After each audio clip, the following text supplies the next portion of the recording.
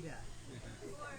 Welcome to this week's Dharma Talk at beautiful Bali Rica in beautiful Costa Rica. Our talk today is going to be given by Wendy Elms, and so we will turn it over to her for meditation this morning and the talk. Thank you. Good morning. Good morning. I think we'll do a silent 5-minute meditation, and we'll just be calm and still. And I'll let you know when that's over.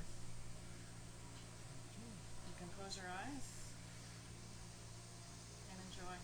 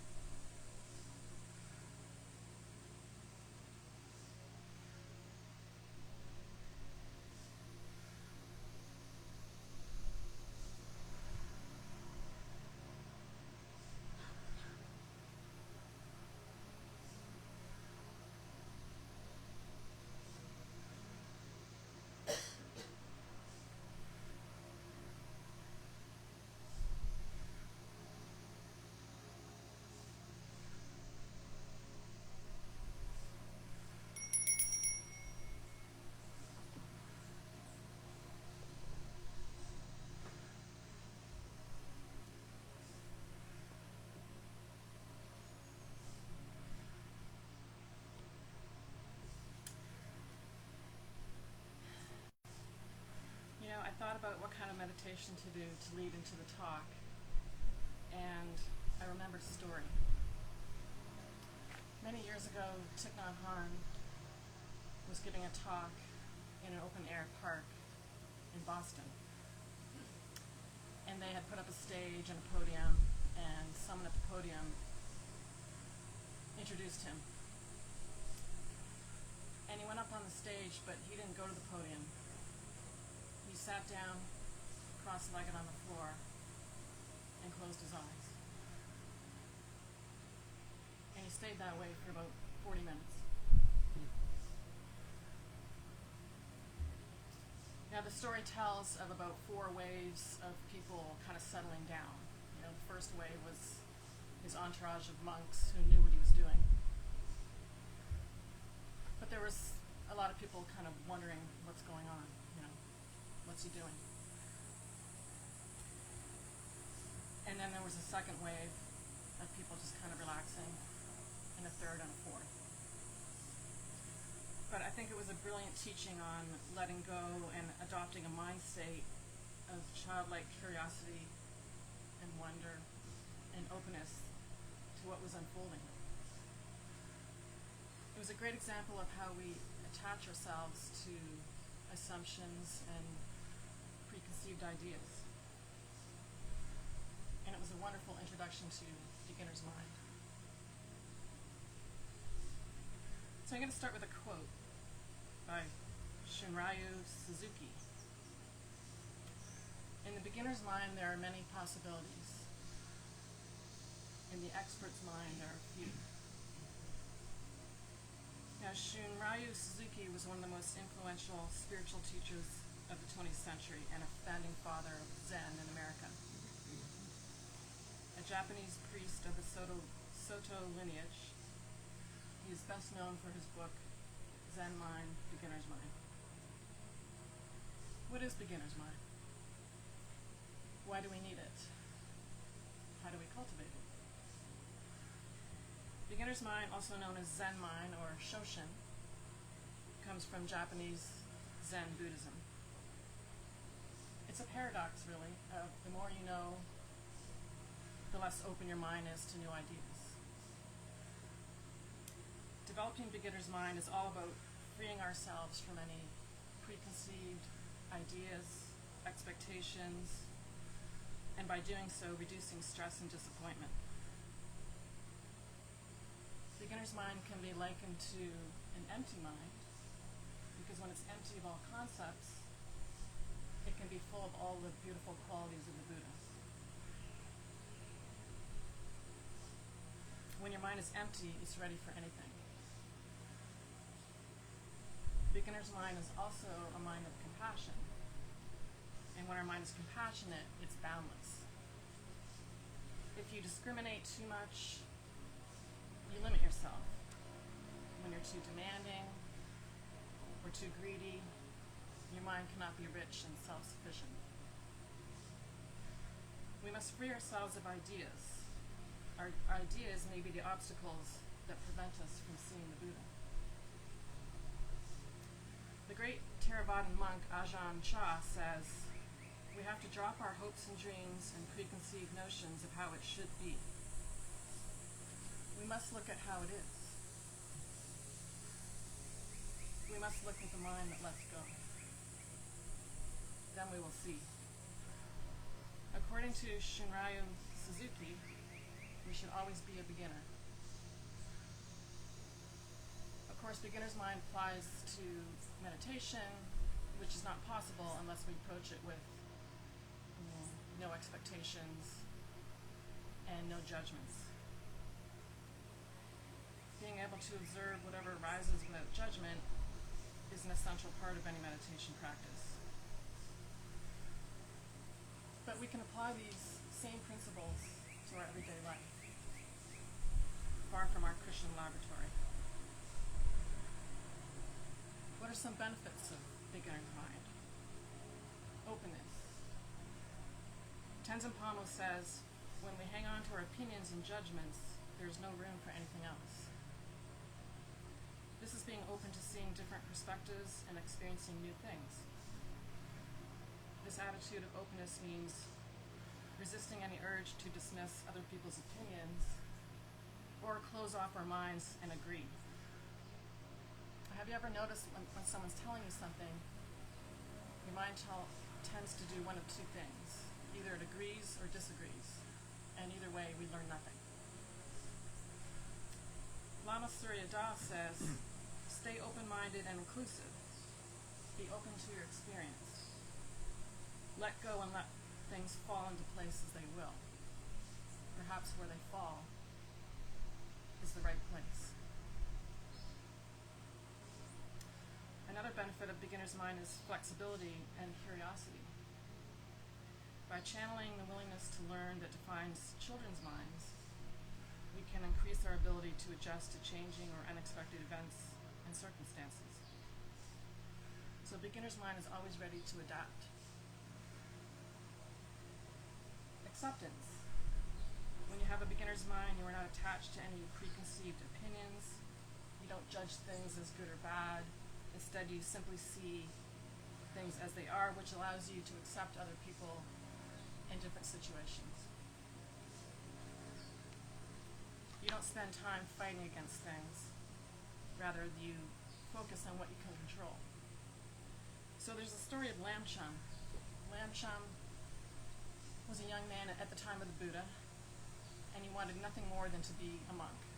That was his goal. His brothers were monks. Everybody he knew, all his friends were monks. But Lamcham was, as they say at the time, dense. He wasn't too bright. And any teaching he was given in the morning, by the time the afternoon rolled around, he'd forgotten it. And any teaching he was given in the evening, by the time the morning rolled around, he'd forgotten it. So even his brothers gave up on him. So he was pretty sad. The Buddha took pity on him and asked him to meet him at the monastery the next morning. So Lamcham was pretty excited. He's like, finally, surely the Buddha will be able to teach me. So he showed up bright and early, and the Buddha was there, and he handed him a broom. And he said, do you see that long walkway going through the entire monastery with all the trees hanging down? He said, I want you to sweep that. I don't want to see one single leaf on it. And off he went. So Lamcham's like, what? Sweeping? What am I doing sweeping? Where's my teaching? I came here for teachings. Okay, maybe after the sweeping he's going to do it. Okay. So he started sweeping, and it took a long time. And all the while he's grumbling in his mind about, what's he doing? What's going on? So it took a while. He got to the very end, and he looked back to survey his work, and of course, because there were so many trees piling over, there was already leaves on the walkway. So he had to go back. And all the while he's grumbling. Well, this went on for quite a while, because there was a lot of leaves.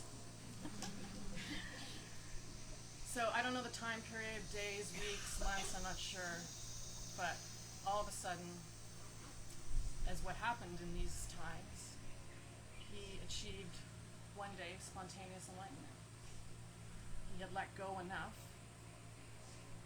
of all his ideas and assumptions and grumblings, and he was enlightened. And that's beginner's mind. Sometimes our psychology holds us back. One of the biggest obstacles to developing beginner's mind is what's known as confirmation bias. So that's when we only give attention to things that coincide with what we believe in, and we kind of ignore the other things. Thus, we are less likely to make informed decisions. Our brains are wired to pay attention to certain kinds of stimuli while ignoring others. But if we're aware of these biases, we can teach ourselves to ignore them and ask questions such as, how did I come to this conclusion? Can I prove this belief? Could it be that I'm wrong? Another obstacle to beginner's mind is the problem solver trap. The human brain has been trained to solve problems, and unfortunately this can sometimes work against us. When we're faced with an issue, we immediately go into problem solver mode without taking the time to understand what is taking place right in front of us. And sometimes there is no problem, we just need a fresh perspective. This usually happens to me when one of my kids calls me. With an open mind, we can look at challenges from many angles, and we might notice things we would have otherwise missed. Better experiences. When we aren't clouded by prejudgments, preconceptions, or assumptions, we can have better experiences because we're not disappointed by comparing it to something in the past. Lama Surya Das says, "There is nirvanic peace in things left just as they are. Struggling and striving is extra. Leave it as it is and rest the weary heart and mind. See through everything, be through everything, and remain free, luminous, and complete." What about relationships? That's a biggie. Beginner's mind can help us generate better relationships. We try to notice people's good qualities and don't hold them up against unrealistic ideals. With an open mind, our listening improves. And Thich Nhat Hanh says one of the greatest gifts we can give to people is just the gift of our presence.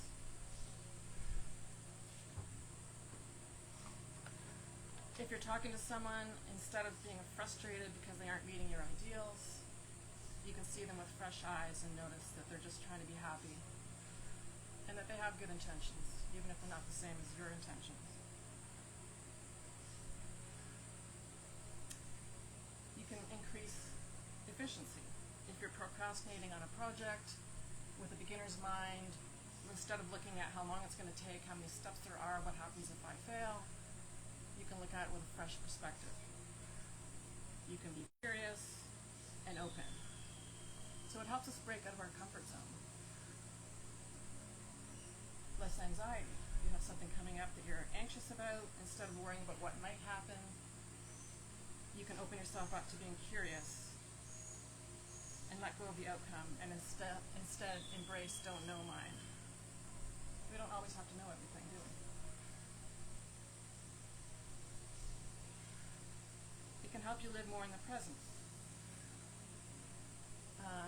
If we're not going back to revisit old past things, or we're not worrying about the future, it allows us to more live in the present moment, right here, right now. More energy. It can be exhausting hanging on to all these narratives. Making up all these stories, worrying about all these things. Lama Surya Das says, I just like the way he says it. With the freedom of beginner's mind, inexhaustible, uninhibited energy is released, surging forth, bubbling up from within. When we let go and loosen our tight-fisted grasping and our repetitive holding patterns, we are buoyed up and one with the flow. This is the natural flow, the zone that masters describe, but we can get it. How do we rediscover our beginner's mind? Sometimes it means chipping away at old patterns of behavior that we've had for years. There's a story about a man on the horse, and the horse is galloping wildly through town. And there's a man on the side of the road, and as the galloping horse goes by, the man on the side of the road calls out, he says, "Where are you going?" And the man on the horse turns around and says, "I don't know, ask the horse." So the horse is our habit energy. But we have to ask ourselves sometimes, what do we need to unlearn? The best way to beginner's mind is through meditation practice, because this is anchored in the present moment. Our cushion becomes a laboratory for everyday life. Meditation encourages us to look inward, recognize negative or judgmental patterns of thoughts and emotions.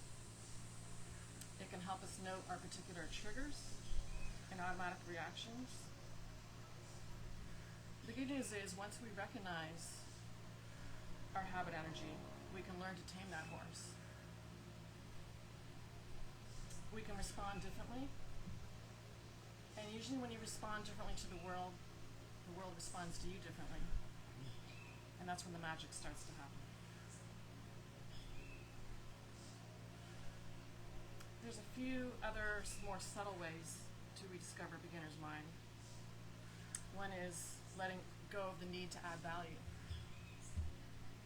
Many people have an overwhelming need to add value to those around them. This can actually hinder progress by reducing your ability to listen to others. Instead, channel your energy to listening and let go of the need to always contribute. You can practice saying, I don't know, or nothing at all. The Dalai Lama says sometimes the best answer is no answer. You can let go of the need to win every argument. Have you ever noticed that some people would rather be right and happy? Dropping the need to win with those we disagree with, we align ourselves with the concept of Shoshin.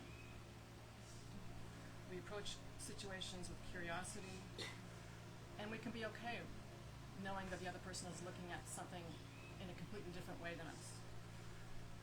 We can embrace different opinions even if we don't agree.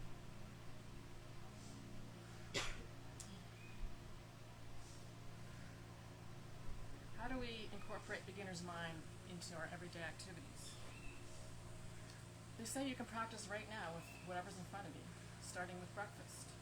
You can look at what's on your plate. You can look at the creaminess of the yogurt, the color of the fruit, the texture of the eggs. Looking closely at details you may not have noticed before and taking nothing for granted. You can do it while you're drinking your coffee, brushing your teeth, washing the dishes, walking, driving. What about yoga? A lot of us in this room, I think, do yoga.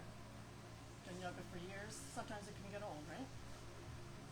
So I remember years ago being in a class and the teacher getting ready to teach us Tadasana, the mountain pose, and seeing a few eye rolls, and yeah, that's original. But you know, the way she taught it and what she said has stuck with me all these years.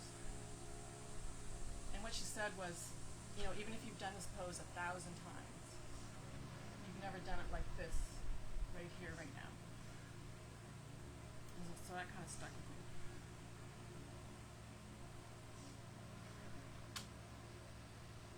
And Thich Nhat Hanh's got a lovely passage about how to drink tea. I'm going to share it with you.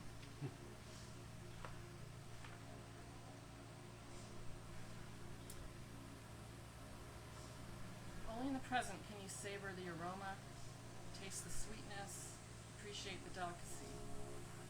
If you are ruminating about the past or worrying about the future, you will completely miss the experience of enjoying the cup of tea. You will look down at the cup and the tea will be gone.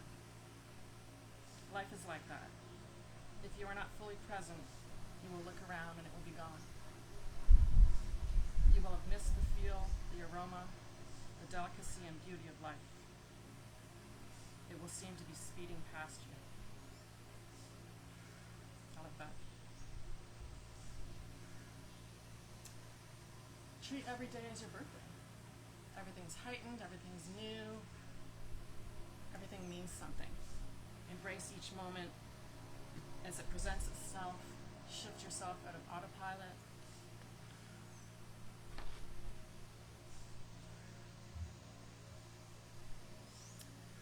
As you can see, the practice of beginner's mind can transform any activity. It can get rid of a lot of anxiety. It can allow us to be more flexible, open, curious, grateful, and present. It's something we can practice every single moment of the day.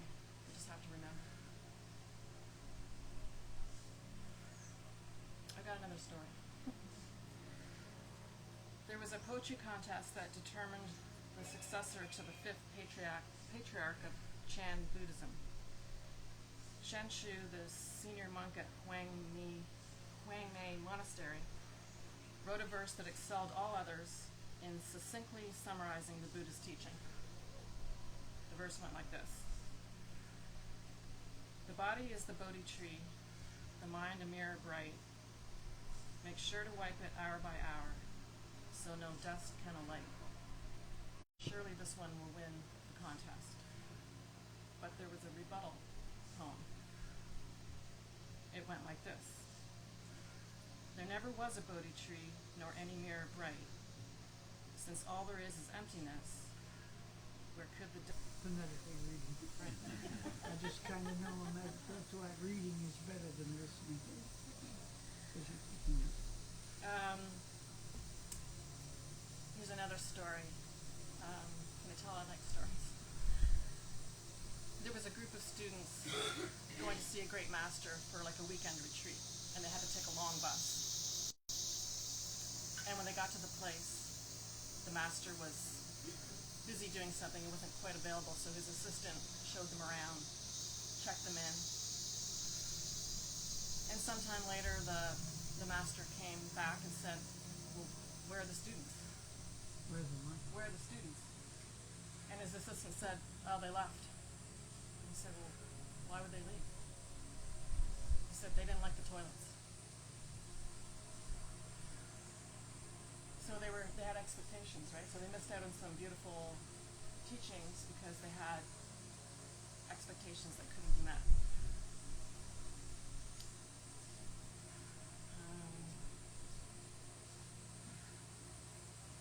How about with our partners? You know, a lot of us have been with the same people for a long time. You know, it's challenging to keep your beginner's mind.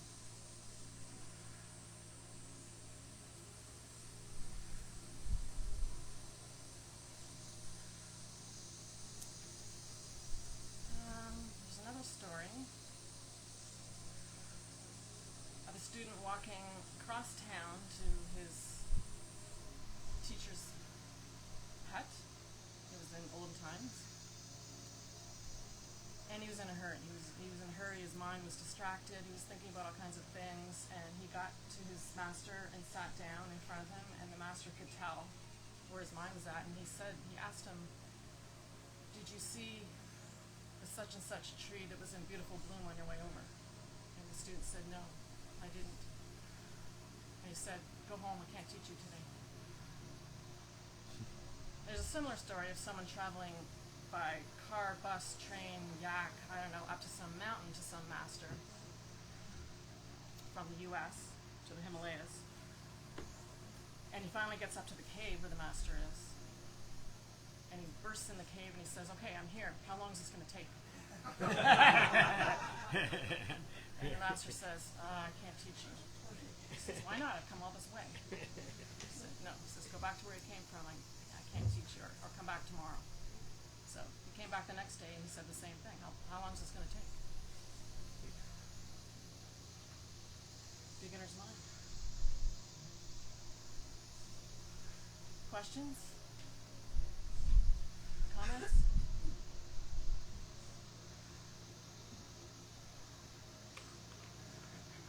So Wendy, when you adopt a beginner's mind in the present moment, do you have an idea of what you do with the past ways that you thought, acted, your historical perspective? What do you do with that in light of trying to develop a beginner's mind? I think that's where meditation comes in. I mean, meditation is where we come back to the present moment. We forget about the past. We're not worrying about the future, hopefully. And it's a big sense of awareness. So when you step off of that cushion, hopefully you're taking some of that awareness with you. And when it comes time to something that you automatically do, you can kind of stop yourself and say, okay, do I really want to say that? Do I want to do that? Do I want to think that? Like the man on the horse, it takes this chipping away. It takes this, what do I need to unlearn? But first you need to realize that there is a problem, that there is something that needs, not a problem, a challenge or something that needs addressing. First you need to realize that. I think if you don't see that, then you just keep doing it. Mm-hmm.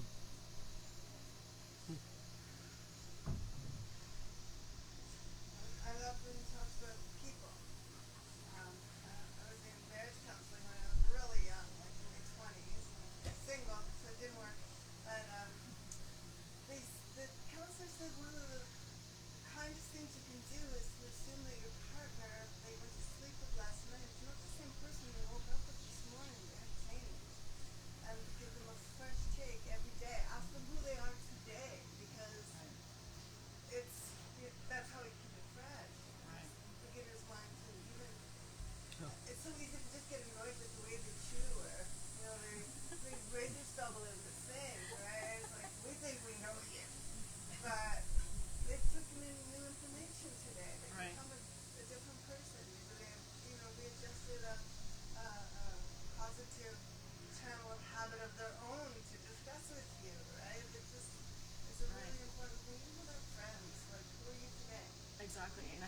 speaks to impermanence because everything's changing.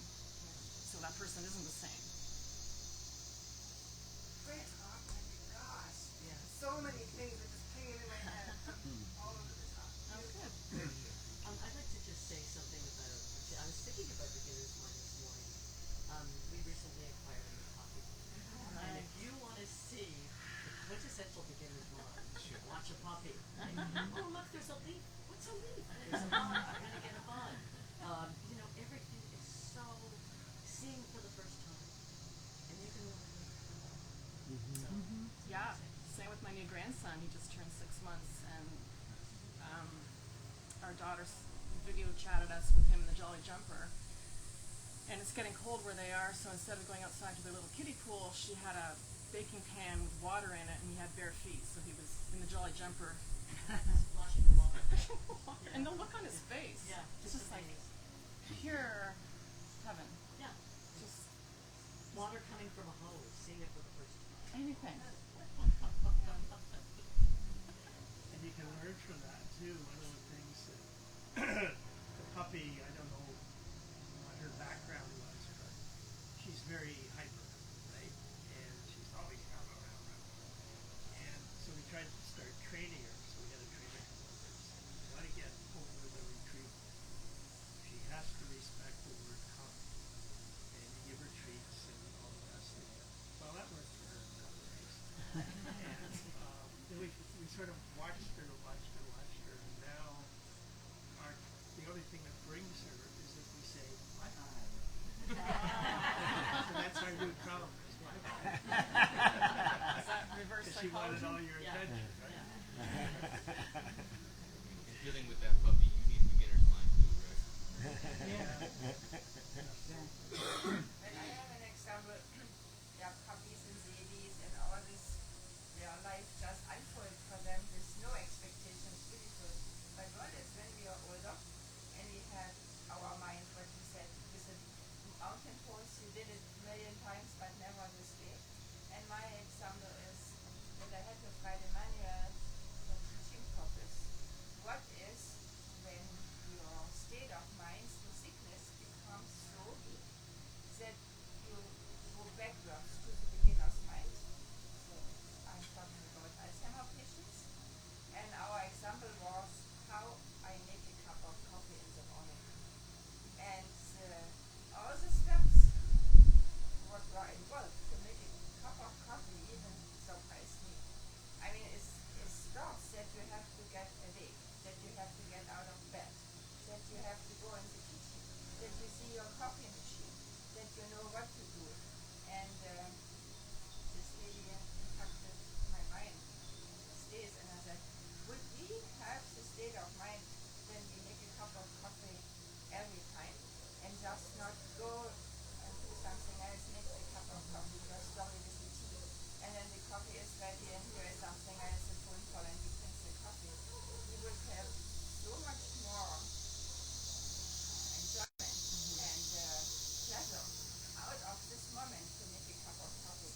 And I think we forget sometimes how our mind works so hard for us because we do it in our autopilot. But we shouldn't. We should be so focused on every little bit what we do. And it can be not a big challenge or big problem, something very little. And do one thing at a time. Yeah. Yeah. And I practice this all this stuff. Like, oh, come on, sorry, slow down, and think what you really do. Especially with cooking. For me, cooking, the spices, what you put in, how you stir it, and it helps because the older you get, your mind is already on autopilot, like maybe 95% of the day. That is very dangerous. Sharon?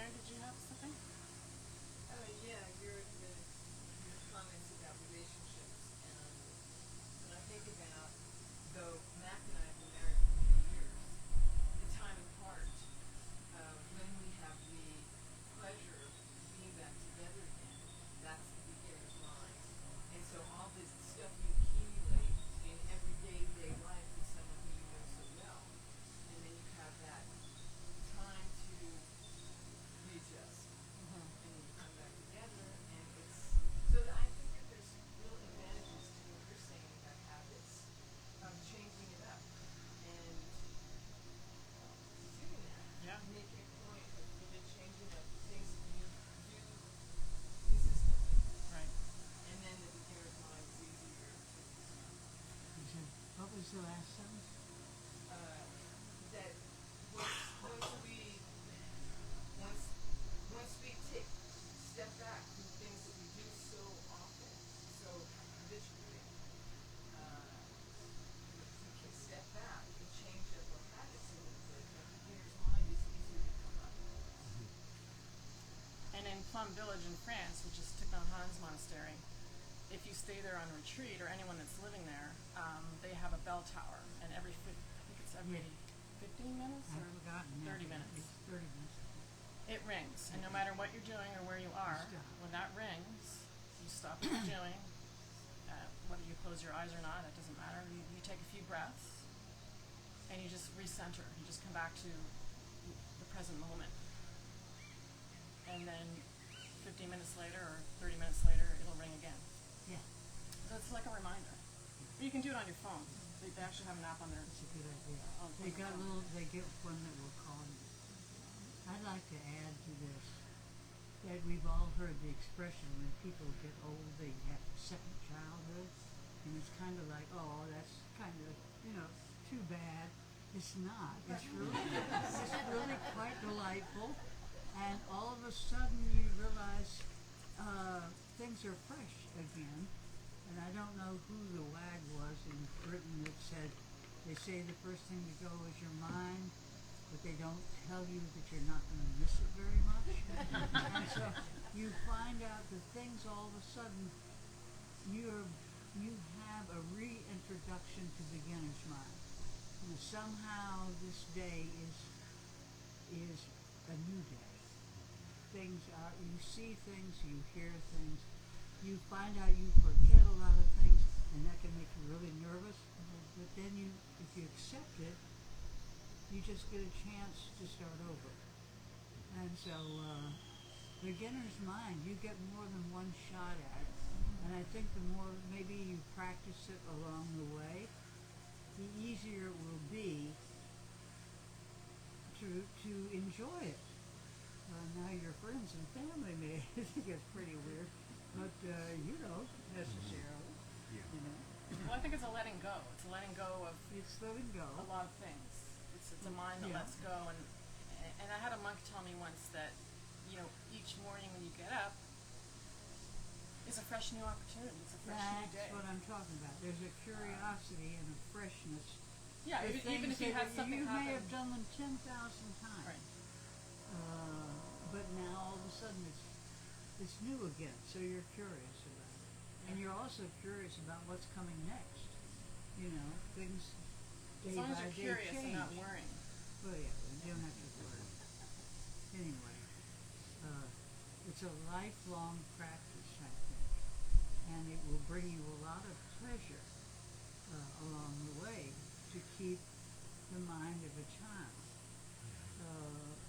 The curiosity and the sense of awe and the acknowledgement of change within yourself. You think you know yourself, and suddenly, the first thing that happens is, oh my God, I've turned into my mother.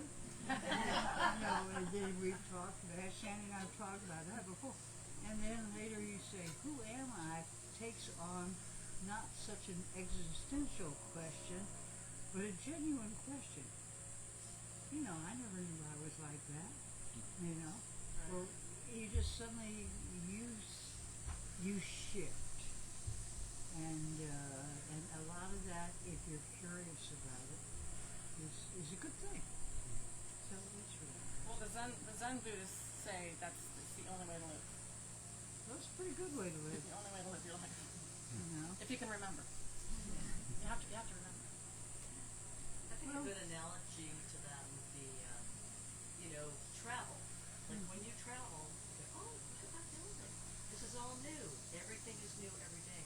And if you could live your life the same way, as having the wonder of travel, seeing things, that's what we're aiming for.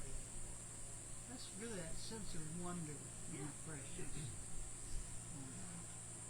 I think it's also important when you talk about adding value. You feel like when someone's talking to you, you want to fix their problem. Right. And I think it's being mindful of your compulsions. Like acknowledging I'm compelled to do these things, but that doesn't mean I have to.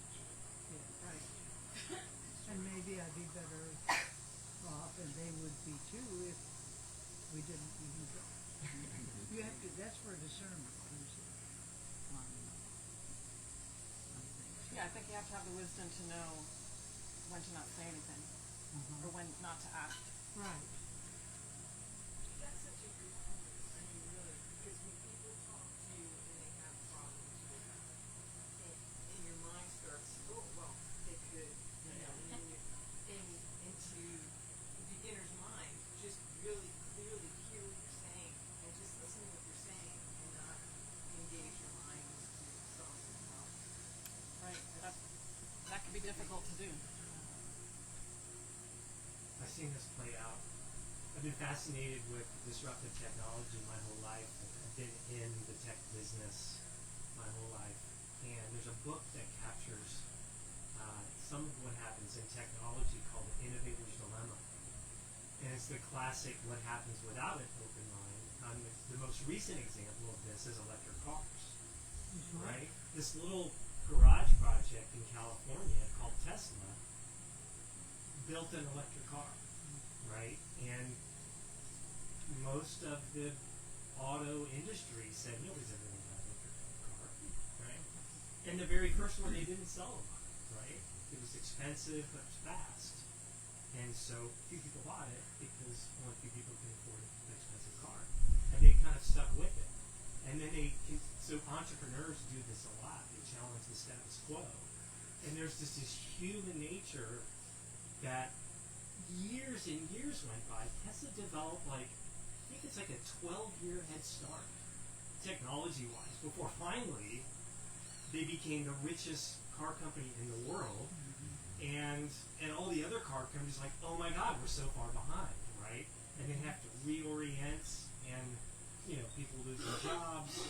Just trillions of dollars of market valuation went from the existing car companies to the others because they didn't kind of look at that and go, maybe there's more here. Another one was this: Tesla said, "Why don't we sell direct to customers?" And there was a car company no, that's not how you sell cars. You sell them to dealerships, right? People want to go in and they want to walk into a lot and pick their car and walk out with it. And again, 10-year head start. Turns out people like to buy cars direct. Now, I'm not necessarily a big fan of the Tesla company and the people that run it, but I could come up with 100 stories that have happened in technology the exact same way.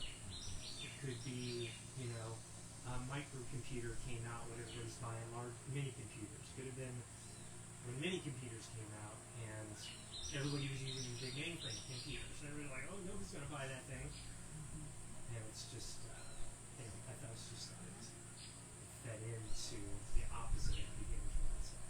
Right. It happens so much. It's the norm, Right. I think.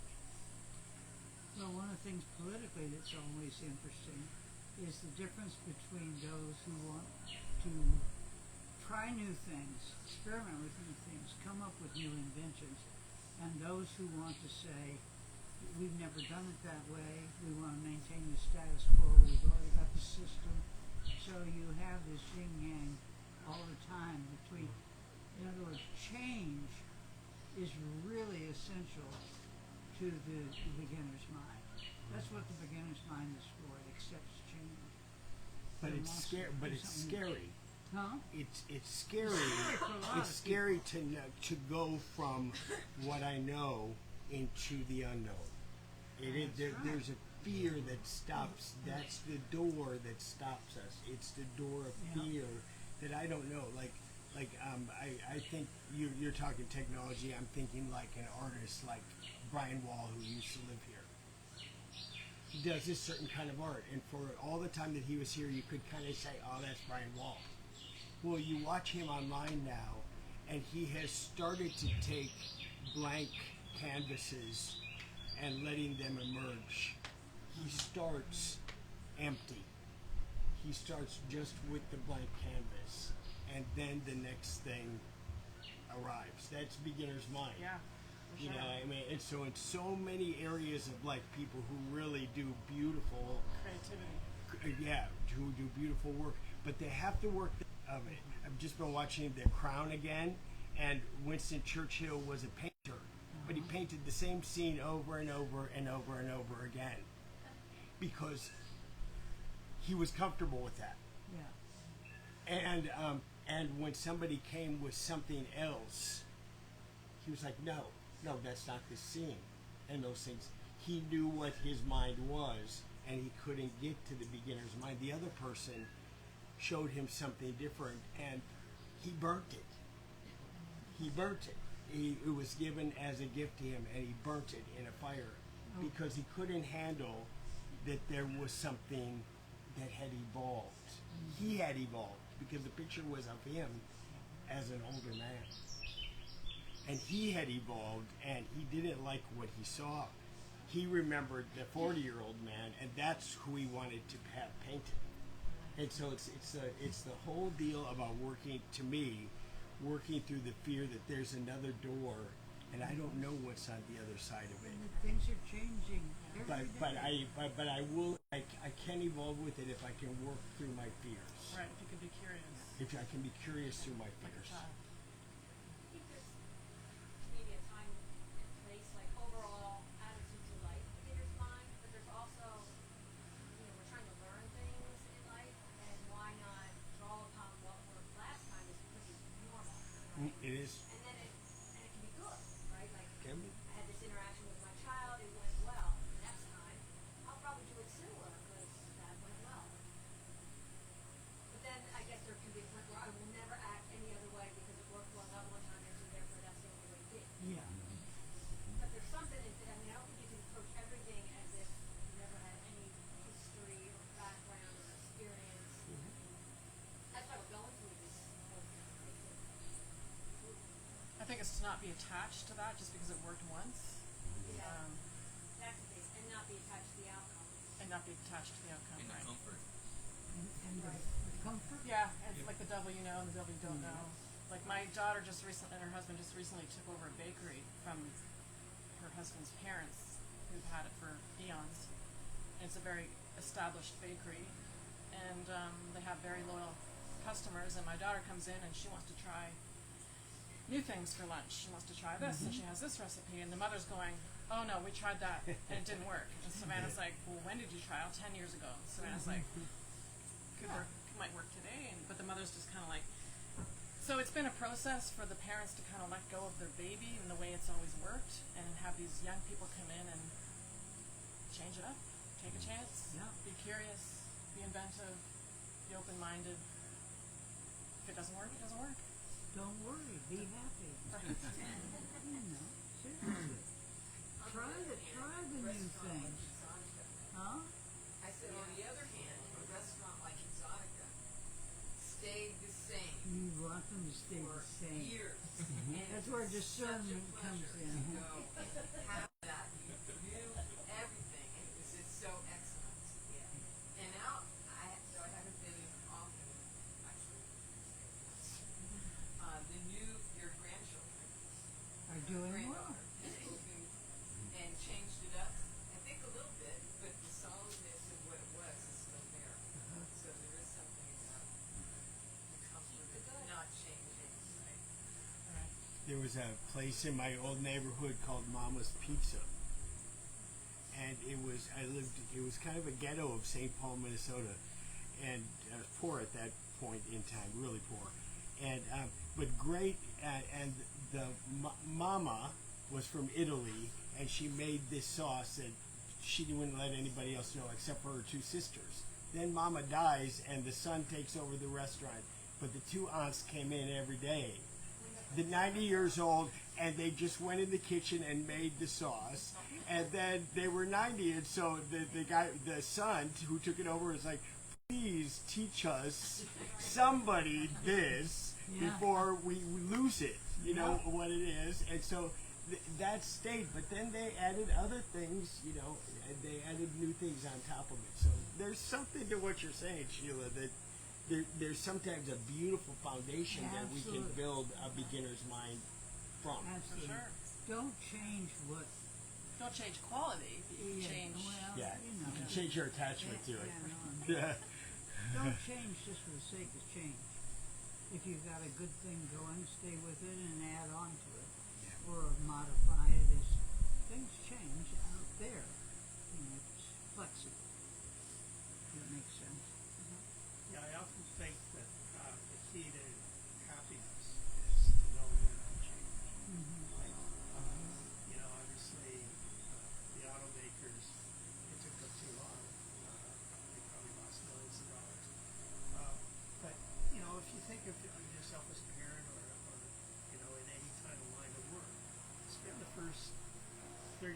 sort of building up expertise, right? That's terrifying. If you're facing a situation the first time, you don't know what to do. So you ask advice, you get different advice, you muddle through, you make mistakes, all the rest of it. There's a brief period when you just say, I know what to do. It's a very comforting feeling. Yeah. If you're not open to change, then you can fall into adopt stereotypes, which are generally wrong. You can adopt bad habits that seem to work in the moment, but they don't work in the future. And so you have to know then when to change it up. And to me, that some of us take too long to figure that out. But once you do, you just open your world to all sorts of new possibilities because the world has changed. Right? That's right. Change is going to come to you whether you ask for it or not. So you might as well be prepared to make the most of it. Is sort of the bottom line. Remember newspapers when people bought newspapers? Oh, I love There was this. a classified ads section. It was Yeah. the thickest section of the newspaper. And I worked in newspapers, and that section paid for all of the ink and all of the paper that the paper needed to publish. It was a revenue generator. It was always protected. You couldn't put editorial on the front because they wanted people to see the ads. And then this thing in the internet came along, and so what a difference. the newspapers, it's like a last, and we still got our classified ad section. And I ran across a paper somebody wrote. It was 1992, before the internet was a big thing. And he says, look, this is valuable for us. We own this material. People pay us a lot of money. If you ever placed a classified ad in a paper, a lot of money to market their information. And we're doing okay now, but when the internet comes along, you can see a day when all that stuff's going to go online, and they're going to develop the algorithms to reach readers, customers, in ways that we can't even fathom now, right? So what if we pooled all our resources, got all the newspapers together, pool all this advertising information, and put it online ourselves? It's stupid, what's going to happen to our paper? It's going to be paper too thin, and so on. If that guy had to listen to, the newspapers would still be thriving, and they would be, Craigslist or whatever. Well, I missed it. So they couldn't change. They couldn't give up what they had. You drove me. Let's do loving kindness. Good discussion. Good discussion. Great discussion. Thank you, Wendy. Thank you, Wendy. Thanks, Wendy. Appreciate it. Ruthie, are you going to do loving kindness for us? Absolutely. Do we have time for the short one or just the regular one? A regular one by you would be great. Okay, very. We have time. We have a couple of new people. We're going to do a guided meditation, loving kindness, Maitri, Metta, on the widening of the circle of compassion with a meditation of unconditional friendliness or loving kindness, however you prefer to call it. We're going to take 5 steps farther and farther away from our central self to embrace the whole world ultimately. So please, if you want a quick stretch, do that, and then get comfortable. Close your eyes. I'm going to give you a name of the person we're addressing, and I'll say a sentence and you repeat it to that person. So we're going to begin with ourselves. We cannot give from an empty cup, so we attend to our own compassion to begin with. So bring yourself to mind, either as a reflection or just as an inwardness. See yourself and say to yourself, Was that a chicken? Yeah. A chicken. Hello, chicken. Say to yourself, may I be well. May no harm come to me. May I live with ease. That's equanimity, balance. May I live with ease, calm and peaceful. May I be happy. You too. Be as happy as that chicken. Okay. And now bring to mind someone you love with all your heart. See his or her face. Smile to them. Say their name. And say, may you be well. May no harm come to you.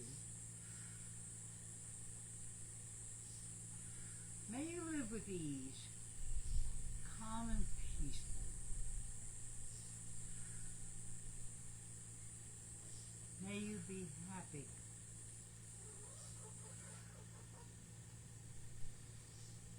Take a deep breath and smile to them again and remove one further circle outwards to a neutral person.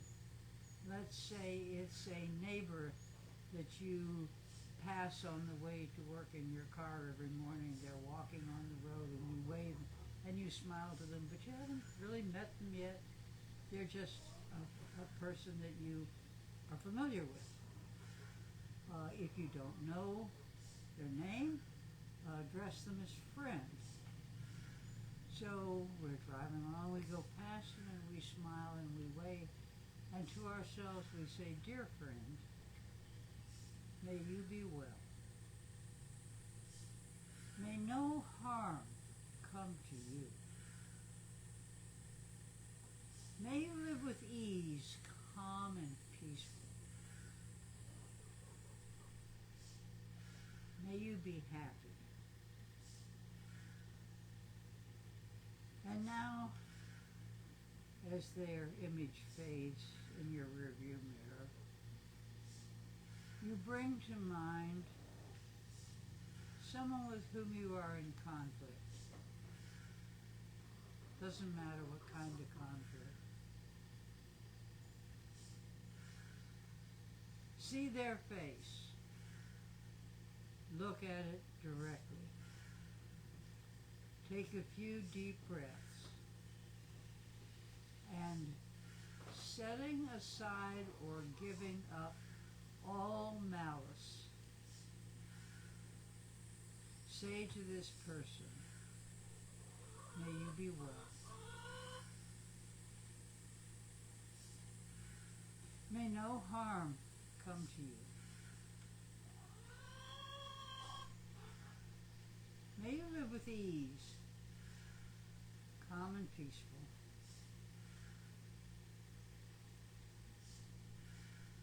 May you be happy.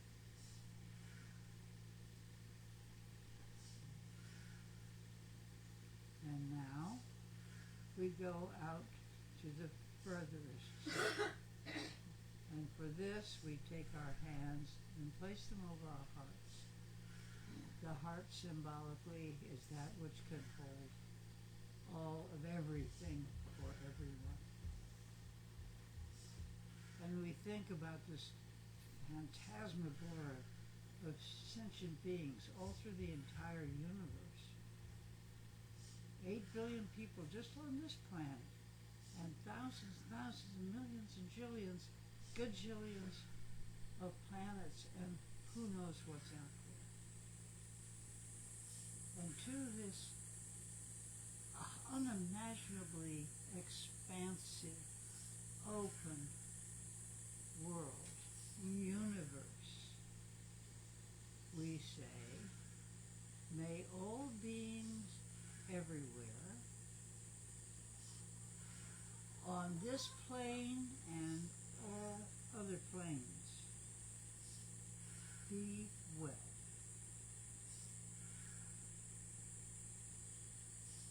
May all beings be safe.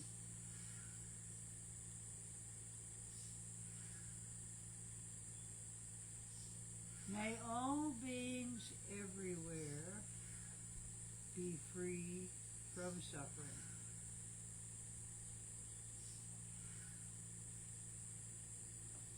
May all beings everywhere be happy.